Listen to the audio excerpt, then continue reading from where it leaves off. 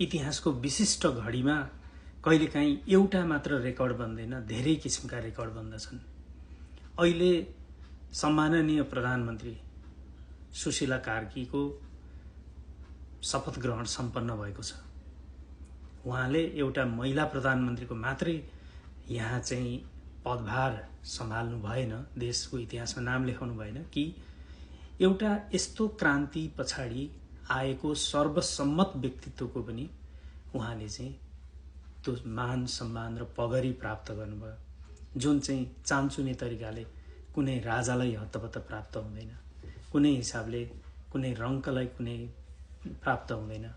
निकै लामो रस्साकस्सी र चाहिँ जेएनजीका प्रतिनिधिहरूदेखि लिएर आर्मीसँग भएका यो 4-5 दिनदेखिका लगातारका गन्थन कुराकानीहरू अनि के अरे जेएनजी भित्रै भएका चाहिँ विभिन्न फ्याक्सनहरू बीचका कुराहरू अनि पुनरुत्थानका कोसिसहरू चारैतिरबाट यसलाई कसरी खतम पार्न सकिन्छ, दबाउन सकिन्छ, यो कुराहरू भइरहेको सन्दर्भमा चाहिँ एउटा स्टेबिलिटीको लागि आज यो प्रधानमन्त्रीमा चाहिँ सुशीला कार्की आइपुग्नु भएको छ।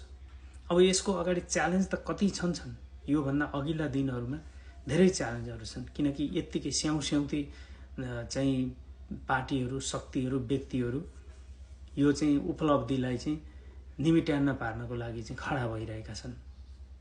माओवादीले त सोझै बहिष्कार गरिसक्यो, यो संसद विघटनलाई पनि विरोध गर्छौँ, सुशीला कार्की चाहिँ प्रधानमन्त्री हुनुभएको त्यो पनि हामी मान्दैनौँ भनेर आइसकिहाल्यो, फुत्तै अनुहार निकालिहाल्यो। 46 सालको जनआन्दोलनमा जब पञ्चहरू त्यति बेला फुत अनुहार निकालेर चाहिँ एउटा परिवर्तन भइरहँदा, जनताको परिवर्तन भइरहँदाखेरि त्यसलाई त्यसको विरोधमा शङ्खघोष गरिरहेका हुन्थे। ठ्याक्कै त्यसै गरी आजको यो परिवर्तन यत्रा युवाले ल्याएको बलिदानबाट आएको क्रान्तिको क्षणमा 4 दिन पर्खिन सकेका छैनन्, विरोध प्रदर्शनमा उत्रिन लागेका छन्।